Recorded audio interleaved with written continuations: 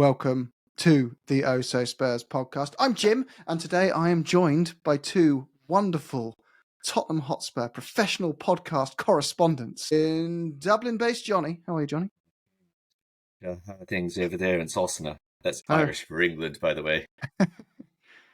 Ever so well, Jonathan. Ever so well. Splendid. Tickety-boo. Tickety-boo. I'm taking the mick, but it actually doesn't sound very different to myself, does it? And we have, of course, Cy in sunny Switzerland. Sunny-ish. Yeah, not too bad. I'm all right, yeah. Good to see you. Good to see you too, Jonny. Good. Cy got spotted at the ground. I got all Someone recognised starstruck. him. I got all starstruck. Messed himself in front of everyone. He was so excited. No, that was because you were 12 pints in, wasn't it? But anyway, we had a game of football that day, Cy. We did. First half good, second half maybe not. Score a goal, concede a goal. Anything to add, particularly around that? No, that's it. Summed up. Great. Move on. Great. Jonny, the midfield. No, so the midfield, though, there's some talking points in there, right? There's the midfield balance, I think, as one of the main talking points. The other one is Xavi on a left wing. Should he be playing as a 10 and embracing that left wing situation? We're also going to be discussing how Thomas Frank is handling different kind of games that he wouldn't have managed at Brentford. Brentford. And then by that, I mean, when you manage a club like Spurs' size, a big six club, the fans demand every home game. You're going out to control the game.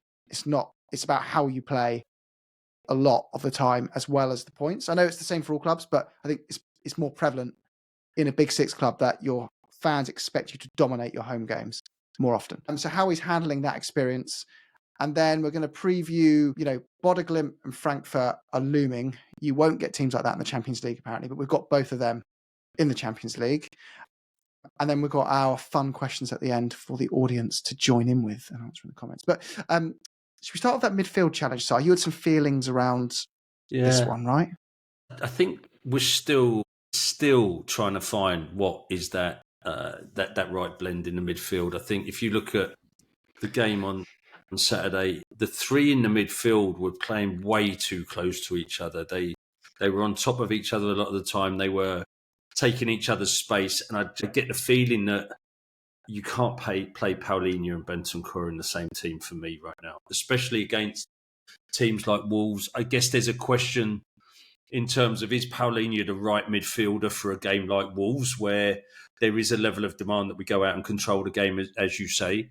You need to have a bit more expanse in the middle of the park there. And for me, linking in with that Xavi question, I think you needed him in the centre, in that 10 role, to be linking the flanks and taking the ball from a more progressive midfield. So for me, I felt like that was a little bit of a mistake, because I think that what Xavi gives you in that 10 outweighs what he gives you on the left. I think the drop off between him and say Odegaard on the left is less than not having a creative midfielder in the middle. I think you've got to think about where do you make that compromise, where do you sacrifice? And I think I think most people were under the impression that we bought him in because we needed an extra 10, and then when Maddison got injured, we really needed that 10, and we haven't really played him at the 10. And when he came on against Brighton in the 10, he made a massive difference. So I think that whole midfield dynamic is we're still trying to get to what that best mix and what the best blend of midfielders is in there. It's a bit like trying to mask an imperfection and trying too hard. It's like, maybe I should just embrace it for what it is. It's okay. Nothing's perfect. We know we got an issue on the left. So, yeah, maybe you just live with that a bit and manage that rather than trying to squeeze the players in. And Jonny, I'm kind of jumping around a bit. I should have restarted this bit, but I got sidetracked. The game in general, I was a bit of a grumpy old man after that, saying, "Oh, no, terrible! Start again. Let's go get, someone back. Bring back Harry. Bring back Dembele. Nothing's going to fix this. We're doomed. We're going to get relegated. Everything's over. Slept on it, and it wasn't that bad. I'm still a bit grumpy today. You didn't think it was that bad, right? You thought the first half performance was good, solid. Yeah. Second half performance was just meh. Like, how would you summarise it overall? I thought the first half performance we were mostly very good, and I thought second half we were really poor. But it was once we went behind. I mean, Thomas Frank said himself, like they changed their system at halftime, went to back five, so the space wasn't there in the way that it was in the first half. But I thought in the first half, actually, I totally accept what Sai's saying. I think, I think he's right about playing Palhinha with Bentancur against that kind of an opponent for sure. But I think people are getting a little. I mean, it's not like there's nothing in it, but I think people are getting a little bit too negative when they're talking about our midfield like being completely devoid of creativity. Now, unquestionably, in the second half, when the system changed, we really struggled with that. Okay, but in the first half, when there was the space, okay, so let's look at sort of both periods of the match. And in the first half, when there was the space, I thought that Bergvall, who didn't really play that well in the second half, like most of the players, I was really excited watching him anytime we got anywhere near the possession. And what again? I mean, it's just like game after game, he's stepping up, and he's not playing like a 19-year-old. He's so silky, he's so confident, he's so strong. And there were like lots of little like interplays, flicks. Sometimes they were like a bit over ambitious, and you could argue are the wasteful when they don't come off. But the ball that he played in for Kudus for the goal that was ruled offside, which was offside, like that was beautiful. Between himself and Kudus, particularly in the first half, we were like really putting them under quite a lot of pressure, and there were 3 at least really good chances. We obviously hit the back of the net. There was a header that was a brilliant save by the goalkeeper. Most of the time that goes in, and then you've got a different game on. Wolves can't do what they ended up doing in terms of changing the system. So I just think it's kind of another one of those, not like deliberately trying to go easy on my team or kind of fooling myself into some kind of delusion. But I honestly don't think that it's that far off something that's much, much better. And I agree with Sai. Siemens is going to take time to adapt to the league because it is quite different, I'm sure, from the Bundesliga and everything. But you can see the quality he's got. That first touch, his balance, his vision. And definitely you want him in the middle for sure, 100%. And I think Odegaard is struggling at the moment with confidence issues, but give him a run of games. He's obviously got a lot of talent. He hasn't really still had that string of games. So I think, okay, he's not going to be your final solution, possibly, especially with the age that he is. But I think Sai's right in terms of like the trade-off and having Siemens there in the middle. Definitely second half, once we went behind, Wolves weren't exactly peppering our goal or anything, but we were it was kind of like we were playing with 10 minutes to go and we were a bit panicky, and there's all these bloody wasteful shots from ridiculous range and crosses that were going nowhere. So unquestionably, we were really poor in the second half in terms of actually cutting edge. And it was very, very frustrating. And it was one of those ones, again, when you're in the crowd, and we've, like, the stat of 3 wins in 17 home games in the Premier League, that is outrageous. And I knew it was bad because I was at almost all of them. But that's even worse than I thought it was. It's I think that's shocking. why, like, it's really, that's relegation for him. Yeah, that's shocking. Like, so you can understand, and sorry, I know I'm monologuing a bit here, but like, Jonny monologuing. No, I'm not like okay.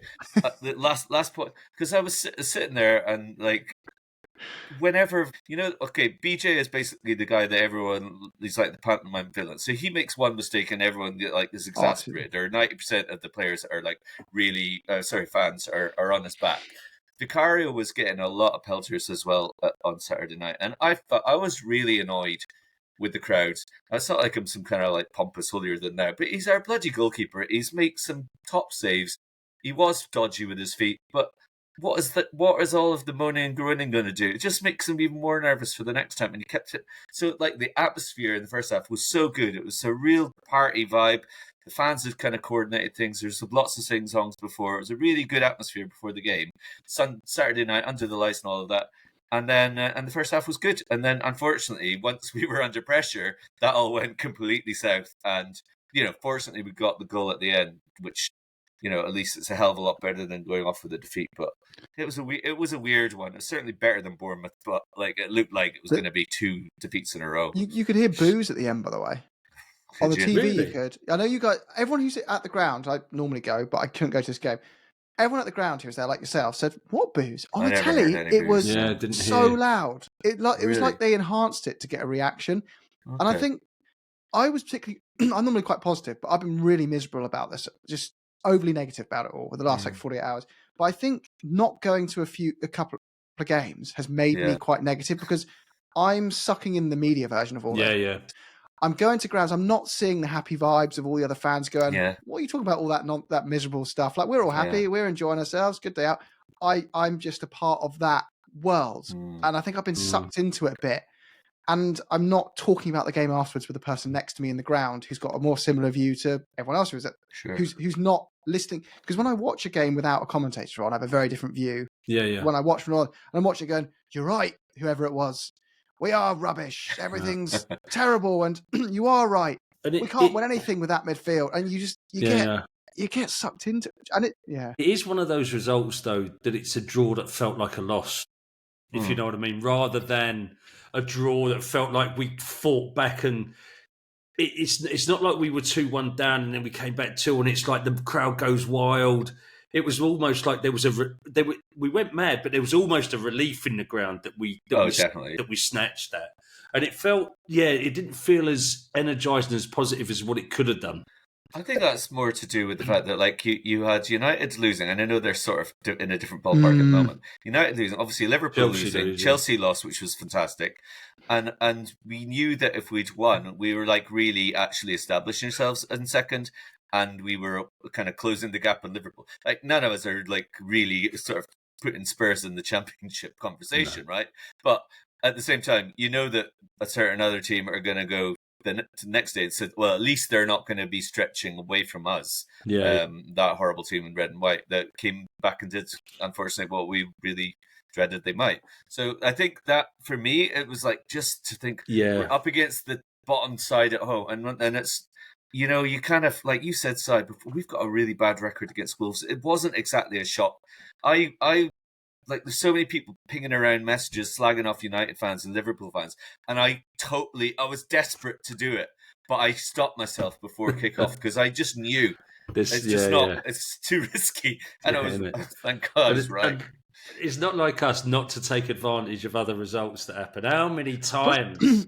This is the thing, though, Si. We've been there, and it's like, if only we win today, we go third. I know. Southampton away. If only we win today, we go third under Conte, wouldn't it? The meltdown. Two massive gripes in football that will. One is when players haven't been fouled, but they fall on top of the ball and just grab it, and they get the foul. Because they've handballed it, but the ref's like, I can't send you off for that. For goodness sake, I've got to give a free kick to you now. So that really annoys me, and that's never going to change football. But that's the other thing is I can't, and I know they do it on purpose. That's why they choose the kickoff times when they choose them and who's in what order to try and create this sense of like, this team's got an opportunity this weekend to do X. How everyone else does will not impact at all how we do in a weekend. If everyone else wins, it doesn't change anything on our side in terms of the players aren't going like, I think they're going equally as pumped up and motivated for a game. Yeah. Like, it's different if it's a cup final. But if just for a league weekend, they don't care if Man United lost one or drew on the weekend. They don't see that as, oh my God, they know they've got 38 Certainly more games not ahead at of them. this stage of the season. Yeah, exactly. Anyway, if it's at the sharp end of the season, the different business end, then it makes a difference, obviously, but not right now. You're right. Yeah, and I think you guys are right. That created a sense of over the top deflation feeling within, and you're like, we could have been there. Could have. It was just that. We're still fourth, by the way. I know it's really not that bad. We're still fourth. Someone said to me afterwards, and I was grumbling about it. What's it? They said, we drew, mate. And I was like, oh yeah, we did. That's what I mean about a draw feeling like a loss. Yeah. But I think old Spurs lose that most of the time. So that talk about copper linings. It was an improvement in that sense. We actually and that's why I hated I'm not going to even say it, but there's a narrative that has been dispelled since we won a trophy. Things that we put labels on our club that shoot ourselves in the foot with them all the time by branding ourselves as serial losers, serial bottlers, all these negative connotations. And we create easy terms that people can spit out about them. And then they start being banded around by our own fan base after that. And I'm like, no, if we'd lost and thrown away a 2-0 lead with 2 minutes to go. Yeah, but does that mean Man United are Man United-y? or whatever it is, They or are whatever now. it is. Yeah, they are now, actually. Yeah. Anyway, we've done enough ranting about all that. But I think we've got to be fair, right, though. We can't say it's all great. Let's just deny everything that could do with improvement. I think we were discussing before. It's a very different job for Thomas Frank, and he's learning and growing and adapting. He's made some great initial changes with more structure. The set pieces look better. He's won over players that were in a spot where they clearly liked the previous manager, and we were like, oh my God, is Romero now going to leave? No, he's signed. Players singing his praises, coaching staff all singing his praises. Great. Loads of positives. The area I'd like to discuss, though, is he's not been accustomed to being a club that when you're playing at home, your fans' expectations is, and even though we haven't had it in ages, is you win 80% of your home games. And you don't just win them, you set up to dominate them, you set up to control them. And I feel like there's been moments where I'm not sure if it's the players, the tactics, a mix of the two, but it just hasn't felt like we've had any rhythm. And this is mad saying this 3 or 4 games into the season at home. We've had 3 or 4 home games, so give the man time. But yeah, anyone want any comments on that piece? Yeah. So I think there's quite a lot to unpick there, right? So firstly, if I was Frank, if I go into a new team, any manager will look at a team at the outset and say, right, what needs fixing now? Right. And Frank's first job to fix was stop conceding so many goals, stop being so open at the back, get a system of play that makes us hard to beat. And that's a foundation. That's a foundation of pretty much any successful side, any championship winning side. I think we did this last season on the pod where we looked at the correlation between goals conceded and successful teams. And I think in all but one of the Premier League title seasons, the team that conceded either the fewest or the second fewest goals won the title. So they're all built on a solid base that you can build from. And that would have been his first thing. And the other thing within that was, let's sort out these set plays. Let's get us better at defending set plays, and then move on to, right, what else do we need to do? We need to be better at scoring from set plays. That's another thing that he's got right. And after 6 weeks, basically 6 weeks of he's now got to be thinking about, right, what he talks about, building layers and building layers. You can't build all of those layers in 6 weeks. So he's now got to think about, how do we transition through the phases from a solid defence through that midfield, and then getting pretty much a brand new forward line compared to what we were playing last year. You know, we didn't have Kudus, we didn't have Odegaard. We had Tell for certain bits of it, but we didn't have Odegaard, we didn't have Xavi, we didn't have Richarlison was out injured for most of the season. So that front line has got to gel as well. And they've got to learn how to play with the fullbacks. They've got to learn about where do they get the ball from the middle. And we've really changed the way that we use the fullbacks in terms of, if you look at the heat maps, the average heat maps for this season, they're very wide. So we're trying to stretch the game to give the middle of the park a little bit more freedom, a little bit more space.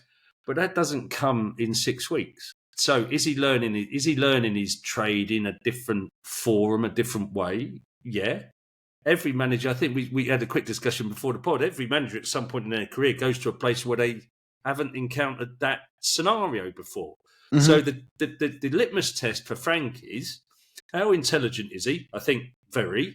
Secondly, can he adapt the way that he plays to the approach, depending on the opponent? I think we've seen some of that already. And yeah, he's on a learning curve. So will he get there? I think so. As I said, I was a little bit underwhelmed by the appointment at the outset, and I've said that on one of the pods. But the more I listen to him, the more I hear him talk, the more I'm confident that he knows what he's talking about, and he's got a very good mental structure about how he wants the game to be played. Jonny, any thoughts your side?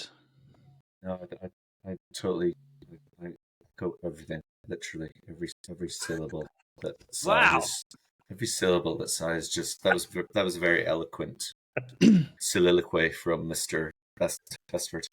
No, I think that was beautiful. I think the bottom line is the manager. I mean, we saw even on Saturday, like he's making substitutions, he's making changes. He brought Siemens into the middle. Like he is adapting things. There is a response there. He's not just sort of. I mean, we knew that before. We've seen it more and more, and I agree totally with Si. I think obviously I've got a vested interest in my mental health, but in believing in my manager, because for all of us, Tottenham is such an important part of our conscious existence, isn't it? I mean, we get existential about this, but Spurs is a hugely important thing. So we want.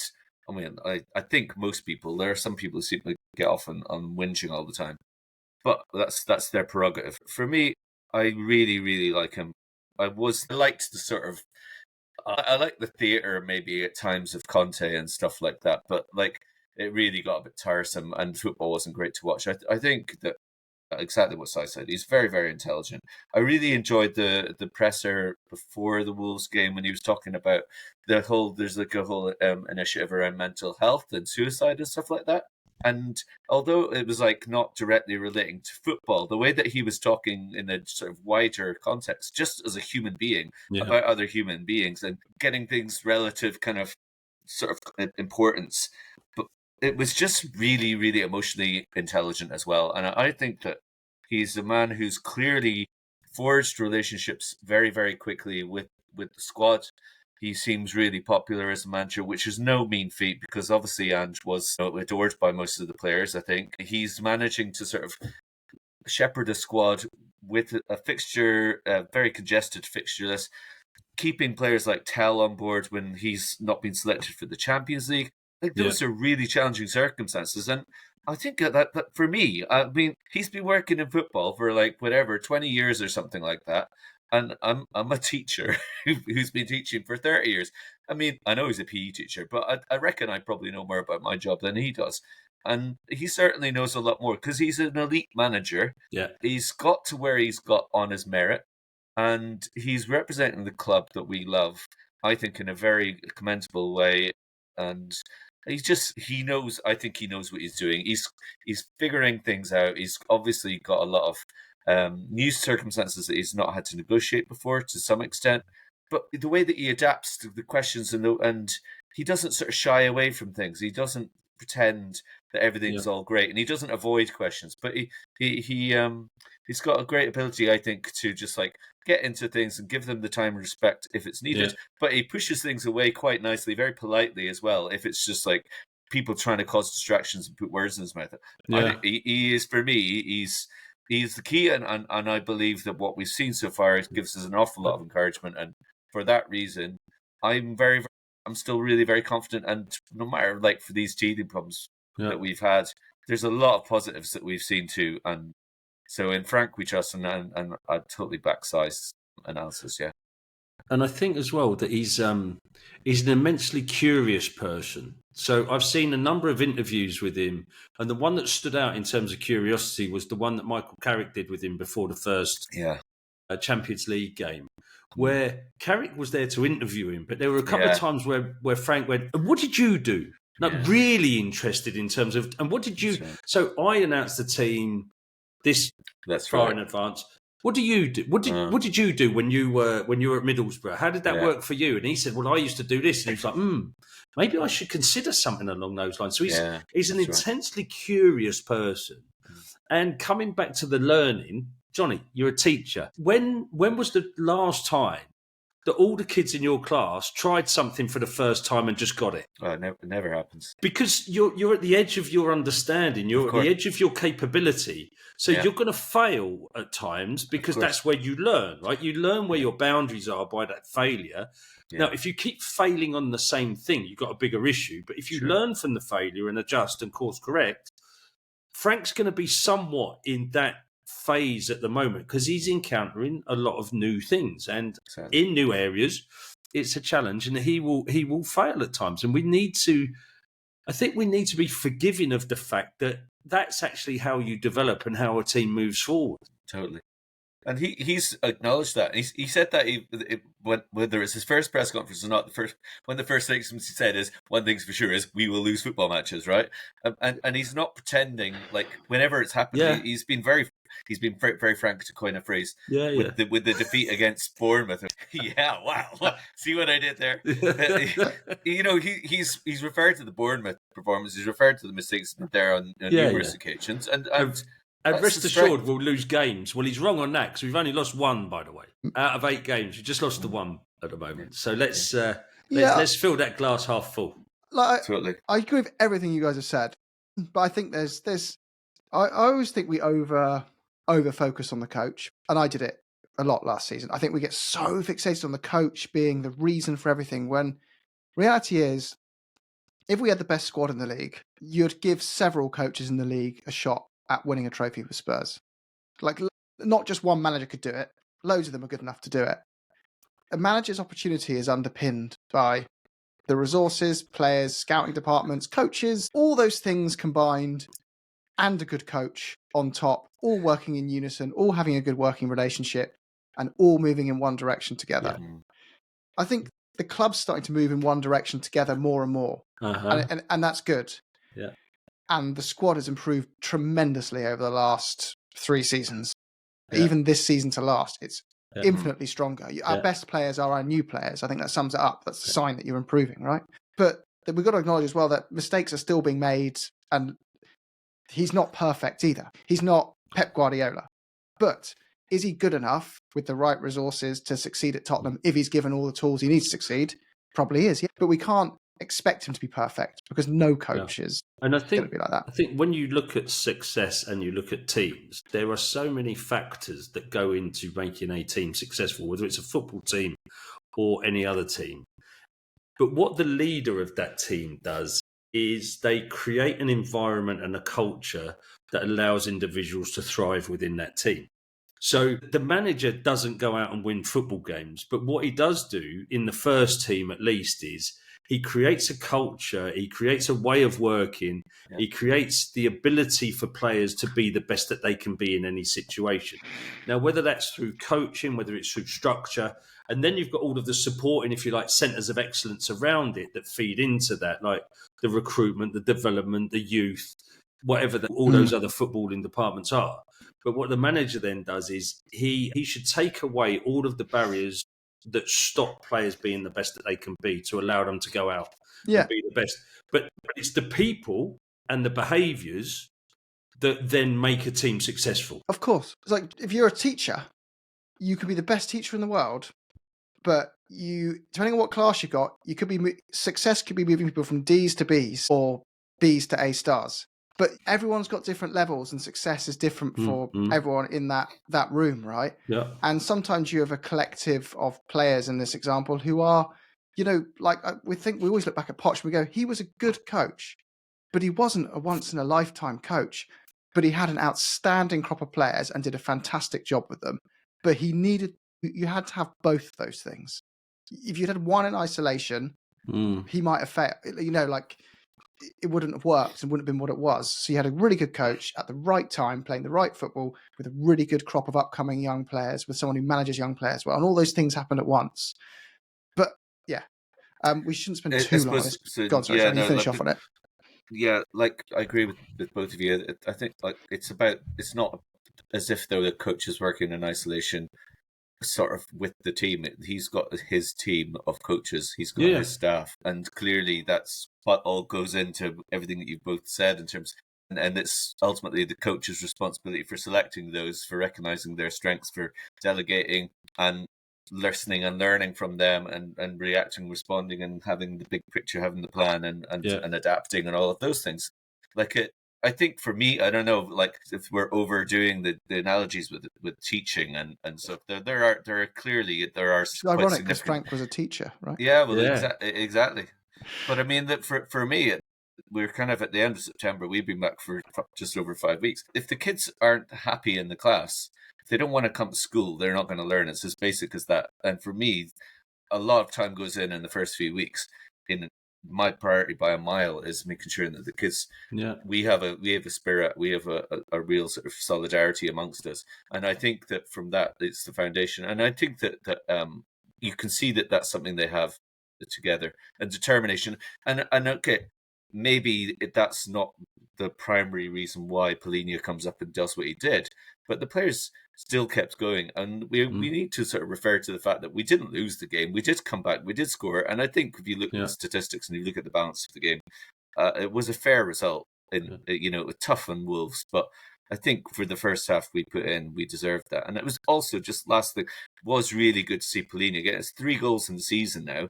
His last couple of performances have been really, really good. He was our best player on Saturday, in my opinion.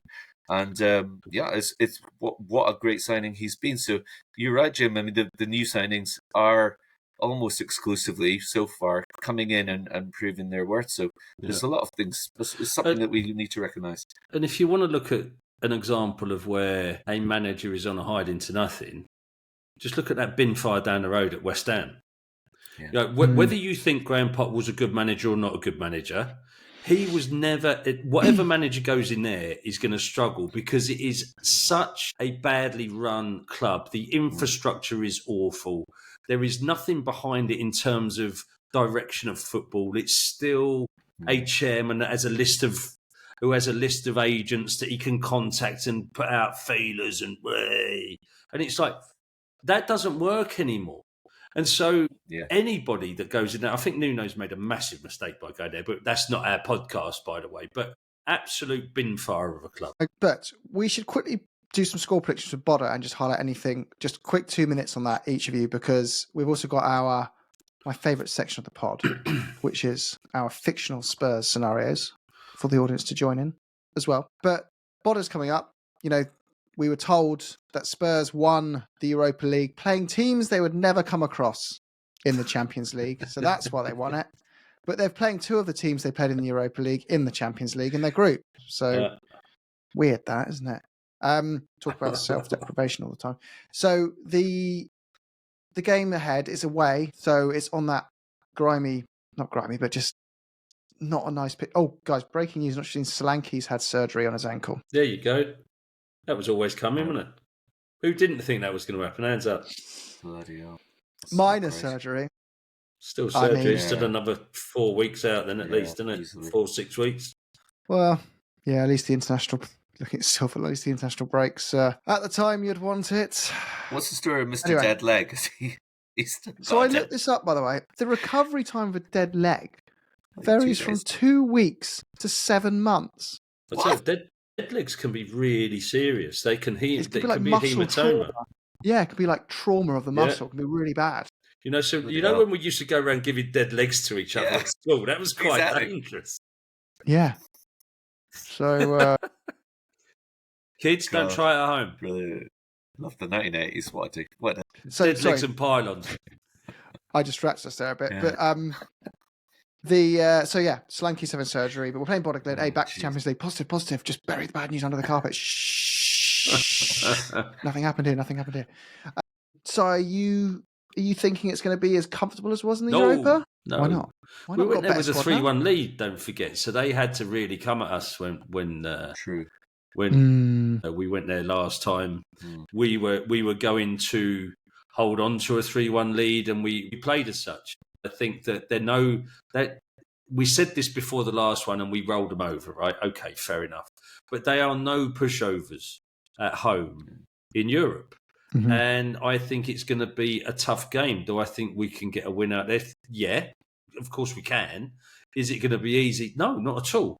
Not at all. It's a tiny ground. We'll have like 400 supporters there again. It'll be bloody cold. The pitch isn't going to be suiting us. You know, it's going to be a tough game. I mean, I think I could even see us coming out of that with a draw. Jonny?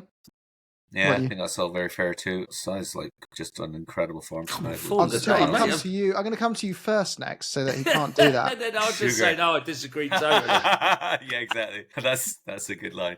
Bodo came back from 2-0 down against Prague in the first match week. So I mean, that's quite impressive. Obviously, the standard they're playing, I'm assuming in Norway, is not going to be particularly high, but they're still kind of like, I think they're second, but they've got a game in hand at the moment in the league. So there are lots of reasons to feel a little bit. I mean, it's a short period of time between the Saturday night and Tuesday evening, so yeah, it's not going to be easy. It's definitely not going to be easy. And they had a really good run.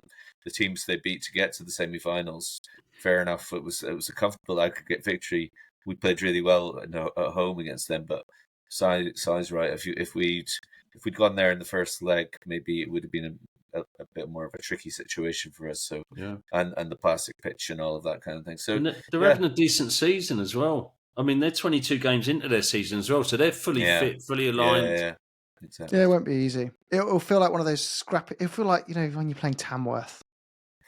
You know you've got the better players, you know you've got the better manager and all that kind of stuff, but it doesn't mean it's going to be a walkover. No, not at all. But guys, we need to move into the final section as we are overrunning a bit. So we'll get to this part where we want the listeners to join in. If you're listening on audio, if you can comment, leave a comment underneath on what you would do in these situations. So Jonny, I agree. Have you heard that Vinay Venkatesham has been watching the pod and he said, Jonny, I want that guy in charge of the halftime entertainment at Spurs. There you go. So next home game, he said, Coitey's gone, is he? You are, Coitey could be involved. You're allowed to draw upon any resources at Tottenham you like, but you are the halftime entertainment at Spurs. Cool. What are you doing, mate? What's it going to be? How am I going to entertain the masses? Yeah. How are you going to entertain everyone? This is so dangerous. I could easily get cancelled. You can take the got us getting dragged off air all over it, isn't it? You can take the other one, Jonny, which nothing appropriate is going through my head at the moment. You can take the other one, which is yes, please. You have a backup one, which is the chirpy one, which is you have been brought in, to provide almost like the Disney team, like Chirpy needs a story. Mm-hmm. What is the history of Chirpy, and why is he here? You've got to create that whole narrative for the club because it doesn't exist right now. I don't think. Okay, you can choose one of those. I'll go. I'd rather go with the Chirpy option. Yeah. Okay. So you don't fancy windmilling in front of 60,000 people? Is that what you're saying? No. Not when. No, not well. We could do an OhSoSpurs version of that, I suppose. Like the three of us, anyway. Might be quite disappointing for the audience, but anyway, that would be good for the beer sales. Would increase at least. But the Chirpy backstory that's quite an interesting one because actually I know what happens. It's basically, he has a backstory. He does have a backstory. So it's like I think it was in the 1980s because I think Chirpy was been around since late 80s, early 90s. He's kind of had a few sort of visits to Harley Street over the years, and he's got slightly different facial features and stuff and body shape over the last few decades. But I think what happened was he was actually originally a Norfolk cockerel working for Bernard Matthews, and back in the day when he was making beautiful turkeys for Christmas and stuff. And I think what happened was like that Chirpy was starting to like lose his I don't know what the virility, maybe that's the word. So he was actually being shipped out on one of the lorries to head off for the abattoir or whatever. But he managed, because he's clever, he got wind of this, and when he was in the truck, and he was going to London to go like whatever, some kind of like Christmas dinners in London. Now he's not a turkey, but obviously Bernard Matthews, some people have chickens for turkey as well, for Christmas as well. So he was going to London, and there was talk in the all the turkeys in the back and the chickens in the back of the lorry was that they were going to Highbury to be like the goons' Christmas dinner. Oh, like you can imagine. Poor guy. Chirpy was Chirpy. Poor girl. Chirpy basically, he was. I don't know exactly what he somehow managed to outfox, which is quite amazing considering that they're really not good with foxes usually. He managed to outfox the maneuver and escaped the truck, and he was instead ended up the other end of Seven Sisters Road. One of the locals saw, I think it's probably the owner of Chick King, saw this chicken. Something about that chicken I couldn't possibly. Chick King's in the story as well. Couldn't possibly turn him into a hot wings or anything. There's something about this chicken, and brought him across the road, and the rest is history. They recognised that he had a bit of pluck. They heard the story about the goons' Christmas dinner. They knew that this bird was something special. Didn't like the goons. Came up to N17, and the rest is history. Just became a flagship bird. It's a bit of a redemption story, Chirpy, as well, because I know that after he was appointed in the role, he got a bit big time. He went all a bit fair enough. You can understand that. And you can It's a see, big listen, you got a young chicken coming from Norfolk, Bernard Matthews up. He's going to the Goons. He gets the money from Tottenham. Goes for a bit of a stage. He's had a couple of visits to the Priory. To be fair, was he there with Gaza? I think wasn't he? He got a little bit addicted to the Colonel's 11 herbs and spices. She'll just go along that route, But Tottenham stuck by him. He's come out the other side, and he's sober now, and he's doing a great job. And he's got himself settled down with Lily as well. He's got Lily, isn't it? His partner, yeah, still on that wagon. Yeah, nice. Yeah, he's a one-bird man. Fair play to him, because he could have quite easily, just descended into harder stuff, but because that 11 herbs and spices, that's a gateway to other stuff, But he did well. Fair play to Chirps. Nice one, Chirps. Right. Respect. Yeah. Right, Si. Half-time entertainment. Have we really getting around to this, are we? You're a super agent. I'm a super agent. Actually, no, I've got a better one. Go on. No, I was tucked between. You can choose between these. You're either a super agent with the power to poach one player from a London rival. So you have to say out loud if you want to put a Gooner in a Tottenham kit. No. So any London club. Or the alternative is you have to swap one Tottenham player for a celebrity that doesn't play football. But you've got to just outright swap a Spurs player for a celebrity, and they've got to start next week as well. They've got to start. I guess Bodo Glimt, yeah. Is the player that I bring in from any other London club, is that to solve a now problem? Whatever you like. Do you know what? If this got a bit serious now, but if I was going to solve a now problem for us, I don't think you could go too far wrong with Mateta from Crystal Palace. Not Wharton? Could do, but I think Mateta gives you some of that pace and speed up front. I don't know what is Wharton. I think by bringing Mateta in, you get more than what you do replacing Paulinho with Wharton. Because that's who he'd replace, right? Wharton's a direct replacement. For Paulinho. I think it's long-term value, but then he. But as a number 9 right now, if depending how long now Solanke's going to be. By the way, this is the fellow who's had one game missed through injury for about 25 seasons before he comes to us, right? Mm-hmm. He had a remarkable fitness record, didn't he? Same with Milani. That's true. Same with both of them. They both missed something like 1 week in 3 years between them or something. And the other thing I liked about Frank as well is he talks about the injury situation, and he's like, listen, contact injuries are just unlucky. You can't legislate for contact injuries. He said we really need to reduce muscle and soft tissue injuries, because they're the ones that are, you can legislate for. Yeah. So I think Mateta, that would be a good addition to this side, I think. What about yourself, Jim? Would you agree, John? Is there anyone that stands out for you if I throw that one at you as well? Would you go for a left winger or a midfielder? Well, I mean, I don't know. I think size answer is absolute size on dynamite. I really like Jared Bowen, and I know he plays for West Ham, but he's such a good finisher. And I'm thinking about not going to. I mean, Arsenal don't have a striker yet that they can. Gyökeres has really done anything special yet. And we wouldn't take one of their players anyway. So in terms of goal scoring, there isn't really another option, I don't think. But we need goals. We need a goal scorer. And Bowen, I know he's more of a right-sided forward, which is not what we're really looking for. I like him, and I know he's their captain now and everything. We're not supposed to really like them either. I don't, but they're kind of not much. We've got a bit of a tradition of taking their players, actually, don't we? At West Ham, which is quite nice. So I don't know. It wouldn't bother me taking a West Ham player. I'm like, who cares? It's just them lot. Well, actually, Nathan Collins, I take him because remember, I know his dad, and I'm really trying to cash in on that link. It's all about me. It's on the team. There you go. Yeah, it's a different answer from size. It'd be something. Yeah, for a change. Jim, what about yourself, bro? Who would you be? It's a tough one, isn't it?